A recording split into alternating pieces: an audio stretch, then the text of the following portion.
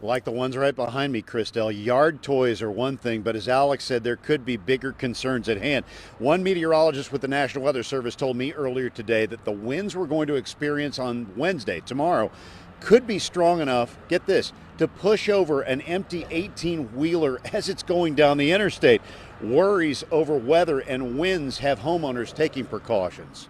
Hang tight there, my gnome friends. No matter the weather, the gnomes need to stay home. I have a little bit of a gnome obsession. And the inflatables are part of the holiday decorations Corey Coco keeps in her Midtown Kansas City yard.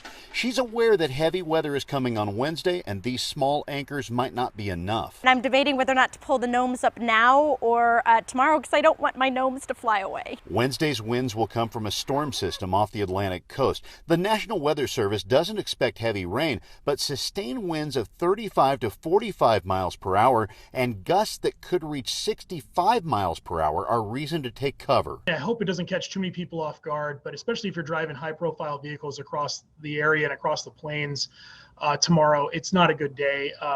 We get wind gusts 50 to 65 miles an hour that could easily tip over a semi-truck, especially one that's empty. It's a good reason to tie down large items outside homes, such as grills, furniture, or heavy toys, or to bring them inside when it's possible. Fire concerns will be high, and the potential for grass fires climbs when winds are strong and conditions are as dry as they are right now in the metro.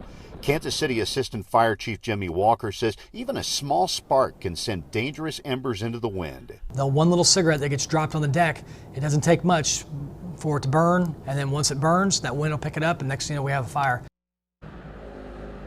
The inflatables are safe for the time being. Chief Walker says he even goes as far as to warn against using your outdoor grills tomorrow. Are they gas grills or charcoal grills? Doesn't matter. He recommends being safe, cooking indoors instead. He says something that innocent, Christelle, could send a spark up into the wind.